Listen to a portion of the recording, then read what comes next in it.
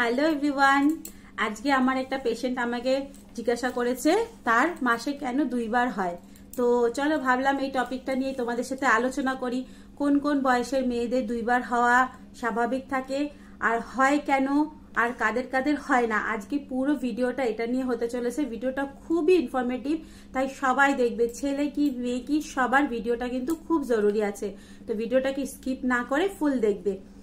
মাসে কেন দুইবার হয়, পিরিয়ডস মাসে দুইবার কেন হয়, তো সেটার ফার্স্ট কারণ হচ্ছে হরমোনের ডিসব্যালেন্সের জন্য কিন্তু মাসে দুইবার হতে পারে।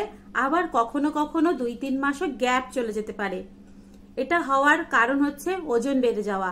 যখন কোনো মেয়েরা ছোট বয়স থেকে ওজন বেড়ে যাচ্ছে, 12 বছর, 13 বছর, 14 বছর, তখন কিন্তু তাদের এরকম প্রবলেম দেখা দিচ্ছে।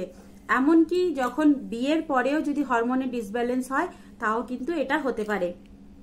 তো মাসে দুইবার হওয়া কখনো স্বাভাবিক না, মাসে একবার হওয়াই স্বাভাবিক।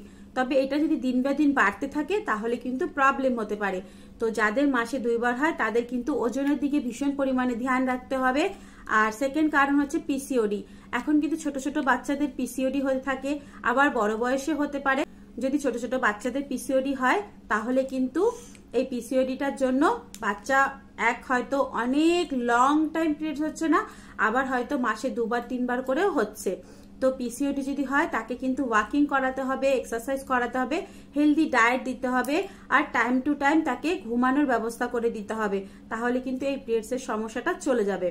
হ্যাঁ, আবার অনেক সময় হয়, অনেক বাচ্চারা আছে যা 12 বছরে তার চালু হয়েছে বা 11 বছরে তার চালু হয়েছে, তারপরে হয়তো তার 2-3 মাস খুব তাড়াতাড়ি 2বার হয়ে গেল, আবার হয়তো তার 2-3 মাস পর গ্যাপ দিয়ে হয়ে গেল। এটা কিন্তু একদম স্বাভাবিক। প্রথম সব মেয়েদেরই এরকম হয়ে থাকে, রেগুলার হয় না।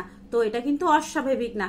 তবে এটা যদি 1 বছর পর্যন্ত দেখো যে এরকম হচ্ছে, 1 বছরের পর যদি সেম জিনিস কন্টিনিউয়াস হয়ে যাচ্ছে, কি তার 3 মাস 4 মাস হচ্ছে না, তার 1 মাসে 2বার করে হচ্ছে, তাহলে কিন্তু এটা নিয়ে তোমাদের ডক্টরের কাছে যেতে হবে, গাইনোকোলজিস্টকে দেখাতে হবে।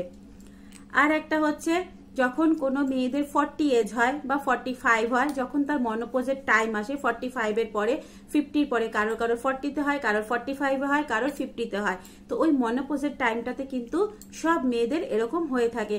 হয় তার মাসে প্রত্যেকটা দিনই হচ্ছে, কেন তার তখন শেষ হওয়ার টাইম, তো তখন তার হয়তো পুরো মাসভর হচ্ছে, না হলে তার 4-5 মাস গ্যাপ হয়ে, 1 বছর গ্যাপ হয়ে আবার হচ্ছে। তো এটাও কিন্তু স্বাভাবিক, এটা কিন্তু কোনো অস্বাভাবিক না। যখন এই জিনিসটা 45-এর পরে এরকম হবে তখনই বুঝতে হবে মনোপজের টাইম এসে গেছে। আর একটা হয় বেবি হওয়ার পরে। বেবি হওয়ার পরে কিন্তু অনেকের মাসে 2বার করে হতে পারে, সেটাও কিন্তু কোনো অস্বাভাবিক না। তবে এটা যদি কন্টিনিউয়াস হতে থাকে 1 বছর, 2 বছর, 3 বছর, তাহলে কিন্তু তাকে ইমিডিয়েট ডক্টরের কাছে দেখাতে হবে। তাহলে তার হয়তো সিস্ট হয়েছে, না হলে ওভারিতে কোনো সমস্যা দেখা দিয়েছে। তো যদি কারোর ওভারিস্ট হয়, কারোর পিসিওডি হয়, এটা কিন্তু সবথেকে বড় কারণ যে তার কিন্তু পিরিয়ডসের প্রবলেম হবেই। হয় মাসে 2বার করে হবে, না হলে তার 3 মাস, 4 মাস, 2 মাস গ্যাপ দিয়ে হবে। আবার অনেকের আছে 1 বছর হলোই না, তখন কিন্তু তাকে ইমিডিয়েট ডক্টরের কাছে যেতে হবে। আর পিসিওডি যে ট্রিটমেন্ট আছে সেগুলো কিন্তু নিতে হবে। তবে তোমাদেরকে একটা বলে রাখি, যদি এরকম পিরিয়ডসের সমস্যা হয়, মাসে 2বার করে বা 2-3 মাস পর অনেক দিন করে হয় না, তাহলে কিন্তু তোমাদেরকে হেলদি ডায়েট খেতে হবে। ফ্যাট জাতীয় জিনিস খাবে না, গরম জিনিস খাবে না, অয়েলি ফুড খেতে পারবে না, আর হচ্ছে চিকেন, মাটন এগুলো কিন্তু কম খেতে হবে। আর তাছাড়াও কিন্তু সকালবেলা উঠে একটু সূর্যের আলোর গায়ে নিতে হবে, যেমন ভিটামিন ডিটা। আর ওয়াকিং তো মাস্ট থাকবে, কিছু না পারো 5000 স্টেপ তোমাদেরকে চলতে হবে, তাহলে কিন্তু এই সমস্যাগুলো সমাধান হয়ে যাবে। তো আশা করি তোমাদের কোশ্চেনের অ্যান্সারটা তোমরা পেয়ে গেছো। আর যে আমার কাছে এসেছিল তাকে আমি বলেছি তোমাদেরকে ভিডিওতে বুঝিয়ে দেবো, তো তোমাদেরকেও ভিডিওতে বুঝিয়ে দিলাম। তাই ভিডিওটা কিন্তু অনেক ইনফরমেটিভ। যদি পারো তাহলে নিজেদের বাড়ির মেয়েদেরকে একটু শেয়ার করো, তারা অ্যাটলিস্ট এই ভিডিওটা থেকে অনেক উপকার পাবে। তো চলো, টাটা, বাই বাই। সবাই ভালো থাকো, সুস্থ থাকো, অনেক অনেক হ্যাপি থাকো।